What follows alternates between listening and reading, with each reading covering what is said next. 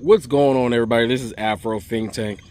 You know how it was a trend? I think it started on TikTok, where people were saying they thought they were discovering that China was living in like the future, while the rest of us was not. And and they were using China as a weapon against how Western society is currently developing. And as I was watching, I understood the sentiment, but at the same time, in the real world, that was all bullshit.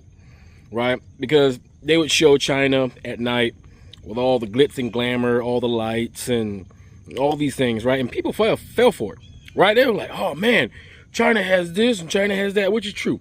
China does have bullet trains. China does have, they do build cities and have a bunch of lights and things like that, right? But those are isolated to major population centers, right?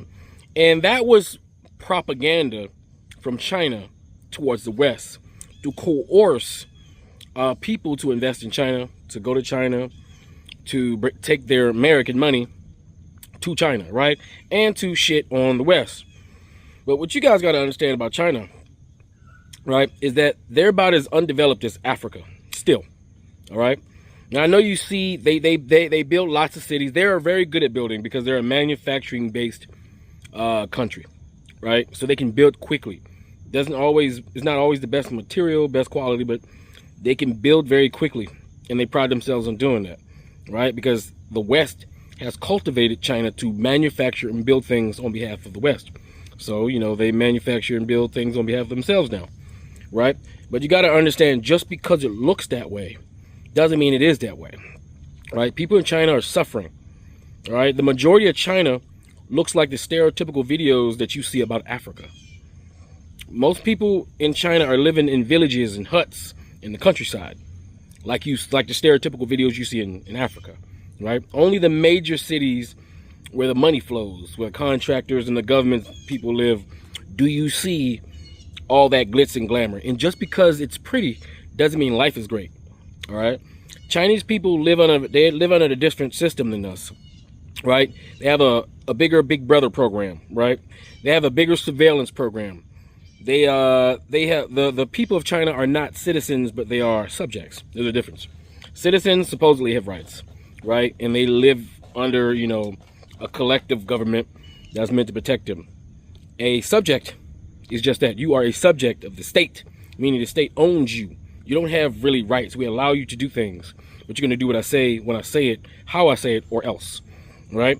And so life is not so great in China, right? But there are Americans who do live in China to do business, and they deal with those issues in the way of life there, right? Just like there's different ways of life in other different countries. But China is not all it's cracked up to be. Just because it looks pretty in certain areas doesn't mean it's the greatest place in the world. If you look at the propaganda America spews outside of America's shores, like if you ever watch TV from another country's point of view about America, America is the greatest place in the world. Every place, there's no homeless people. All the buildings are great and wonderful. Everybody's happy. Like, so if you look at America propaganda, because we spew our propaganda too, right? But you can't see it from in America. Because we know, if you're an American, you know the real America. You know those beautiful buildings are just the buildings downtown where the tourists go. But they don't go 3 or 4 blocks up the street to see what the place really looks like outside of, the heavy investment in the population tourist centers, right? Like, we as Americans know this, right? So what I'm gonna do, I'm gonna bring this Chinese guy who's gonna tell you, hey man, China's not all it's cracked up to be the way they're advertising it. You got what the state, what the governments like to advertise to you, right? To coerce tourism, business, investment, right? Or to shit on their opposition, their op, right? Then you got the real world, right? I myself would much rather live in America with our flawed system than China. Trust and believe. America, for all of intents and purposes, is one of the best places to live globally, right? Now, there are other places where they look like it's better, but it's not, all right? But there are better places than America to live. There's a lot of Americans who don't believe that's possible.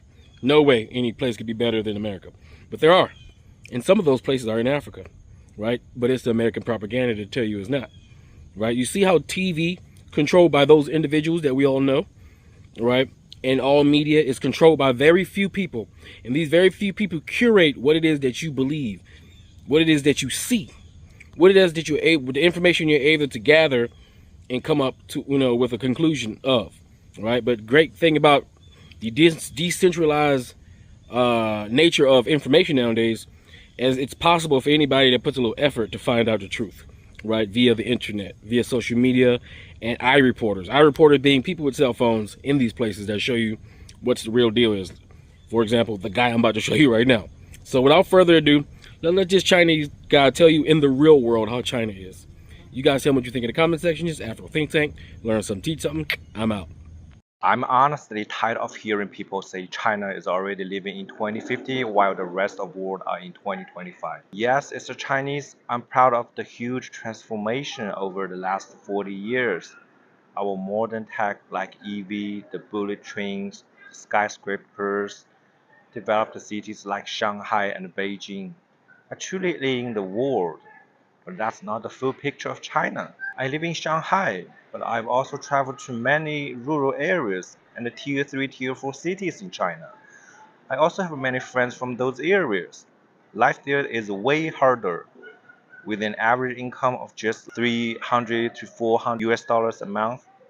The hospitals and schools are not as good, and the younger generation often leave for bigger cities in search for better opportunities. There is still the reality for much of China's 1.4 billion people. So China has made incredible progress, and I'm proud of that. But I'm not blind to the challenges and the gaps that still exist. I think both sides of the story need to be told. I'm Yang, a Chinese founder and CEO. Follow me if you want to hear more real insights about how China really works. Free Sudan! Boycott diamonds and gold! Free Sudan! Boycott diamonds and gold! We most definitely cannot forget about the people of Sudan. Thanks for watching Afro Think Tank. Don't forget to like, share, and subscribe. And follow me on Substack and Patreon for more content. Remember, it's Pan-Africanism or nothing.